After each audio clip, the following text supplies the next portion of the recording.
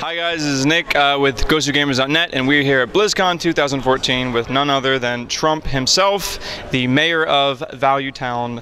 How has it been, man? It's been great. I actually had a meetup with fans at it, and I have something to show. Oh, this should be great. I can't wait to see this. You reminded me because you actually welcomed me in that way. Oh, yeah. Wait, does the mayor of Value Town? There you have it. That is indeed Trump, the mayor of Value Town. I expect to see this on your stream. I will make some use of it for sure. Good. Wow. Fantastic. Well, there you have it, guys. It's official. We've talked to the state. It's all good. Speaking of, I guess, Value Town, Gnomes V.S Goblins. I would have never predicted it, but now that I see it, it makes perfect sense. It's fun. It's whimsical. What do you think, I guess? But what's your first just impression of the new expansion? Well, I mean, the first impression with almost any expansion is just, oh boy, there are new cards, and that's pretty much everyone's reaction. They really like to see more cards for sure, and this one has, I'm not going to say any mind-blowingly good or bad or strange cards, but they're just solid cards, and I like them in particular, the piloted ones that were shown off so far, because they bring a little bit of arena into constructed. In arena, you have to think on your feet, and when you're playing this piloted card, which is going to summon a random 2 mana or 4 mana minion, then you're going to have to get in situations that you don't often get in, and that's going to be where the think on your feet arena skill comes in, I'd say. Yeah, because constructed players often have the luxury of basically knowing every card in their opponent's deck, and they can basically, they've been in that situation dozens of times, but of course in arena you don't know what they're going to play. One card, I guess, in general that we know you've already taken a liking to is what Sneed's Old Shredder, right? That's right. Yeah. Just tell us about that card, and honestly it does seem like one of the most powerful legendaries in the set. Okay, well, I will talk about the Death Rattle, which is summon a random legendary minion.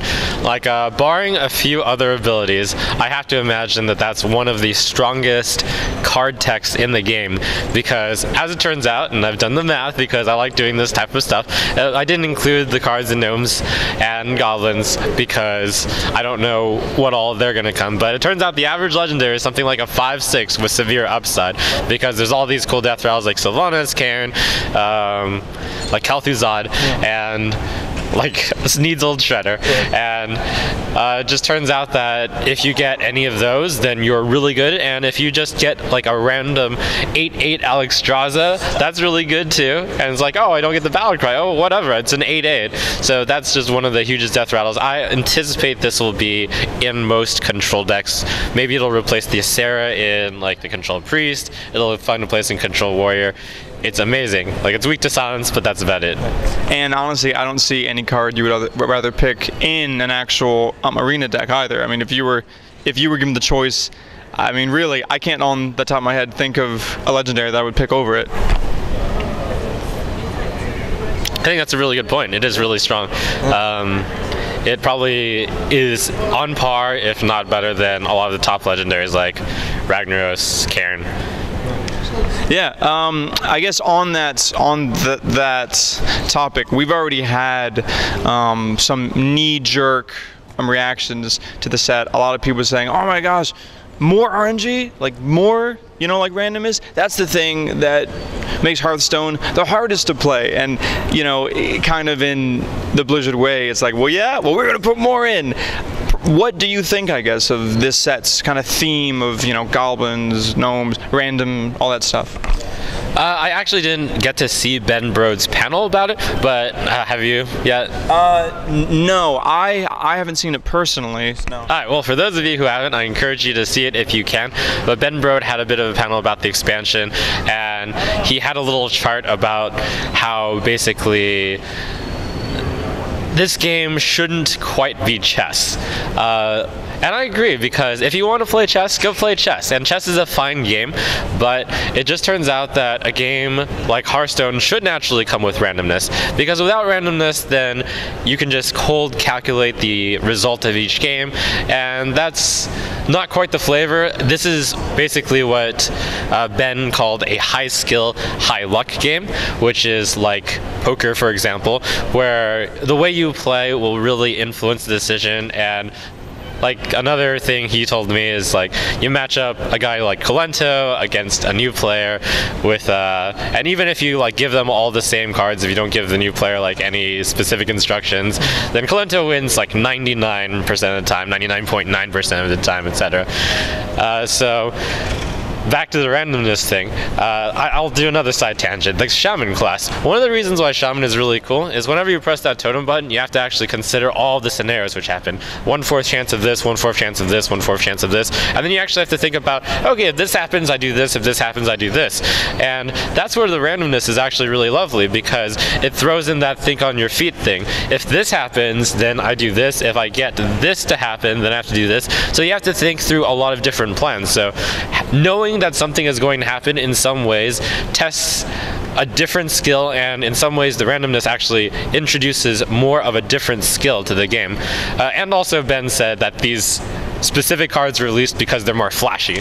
So I would expect the rest of the set to not have as much randomness. So basically I don't have a problem with it, and even if I did have a problem with it, the rest of the set doesn't have as much.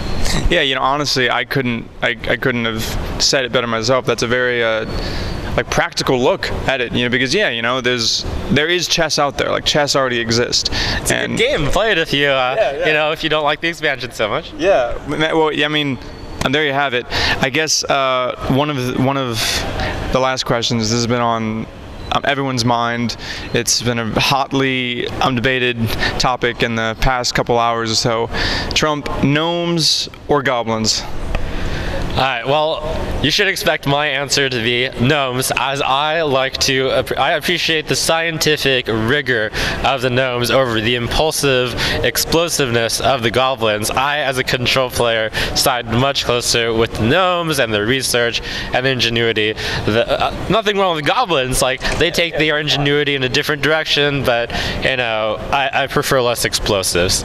All right, guys, there you have it. Trump is on the side with the gnomes. So I think, you know what? I think most people have been siding with the gnomes. You know.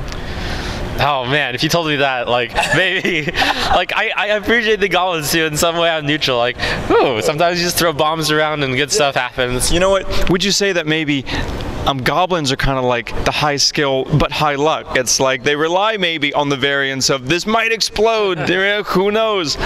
Well, anyways, there you have it. This was Trump giving us some awesome insights on the new Hearthstone expansion. My name's Nick with GosuGamers.net. Trump, now that you are officially the mayor of Valuetown, is there anything you want to say to your citizens?